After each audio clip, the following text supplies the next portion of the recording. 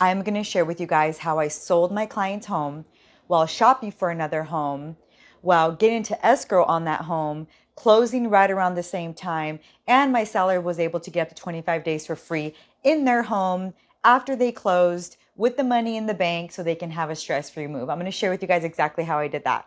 So one of the biggest concerns I get from sellers is, I want to sell my home. I want to buy another home. Here's where I want to be, but I'm afraid that I won't be able to find my home.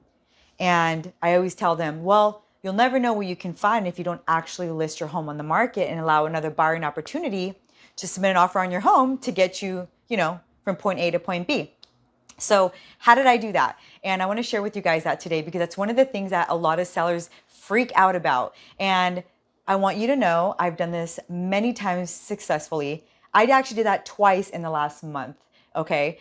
They definitely are one of the hardest transactions because the dominoes really got to fall into place. So, if the house doesn't sell on time, then the home you're trying to buy doesn't close on time, and then everybody's all twisted, and then people get upset. So it's about keeping everyone chill, keeping everyone on a timeline, updating all parties, letting everybody know what's going on. So I want to share with you how I recently closed a transaction just like that. So what we did was, first, talk about it. Let's talk about it. Let's get our emotions on the table. I want to know, why do you want to sell? What's your motivation? What's your goal? Where do you want to be? And once we get all that into place and I can see that the whole family's on the same page, then we go about actually listing the home. So once we actually list the home on the market, then I tell them, we're not looking home for homes yet. We need to have our big open house. We need to allow buyers to see your home. Let's see what type of offers that we get. Because once we get that going, then we have a better idea of the price point that we might get. And once we actually enter into contract with that buyer, then you know for sure, the price you're going to be closing at, more or less. So after we do all that, once we actually get into escrow, then I tell my sellers, okay, now it's time to start actually looking for a home. Let's keep our eyes out. Maybe they want to stay within a certain area. So we look at those areas and we just go like that. So, but the number one thing though is, in the very, very beginning, that buyer who submits an offer on my seller's home, the buyer and their agent must absolutely understand that we will not close transaction without finding our home and closing on that transaction. Absolutely not. Zip zero.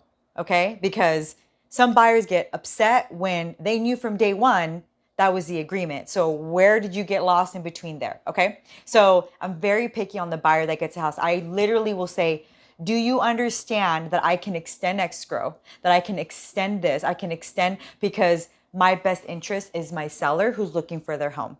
So once we get that perfect buyer in place, we start shopping, and we start submitting offers on our replacement home. The wonderful thing is, once we get to a certain place where our buyers have literally removed all their contingencies and we know they're solid, ready to go, meaning if they back out, they could jeopardize their deposit and possibly lose it. I tell my clients, you guys can submit offers, non-contingent. Your buyers are ready. Your buyers are ready to go. They want to sign loan documents tomorrow. So we start shopping, doing all that. And then we just let the sellers on the other side know, look, seller, our buyers are ready to go. They removed all their contingencies. They're solid.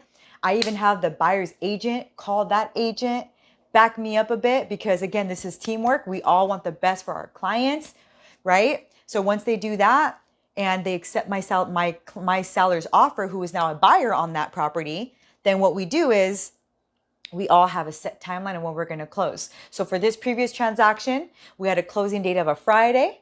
And then the following week, we were going to close on their property on a Friday. So within a 7-day period. But in those 7 days, they got the money in the bank. So they can start packing, go to the store, go to Home Depot, buy some boxes, like so stress-free. I mean, to an extent, I understand moving is very stressful, but they can at least go do all that.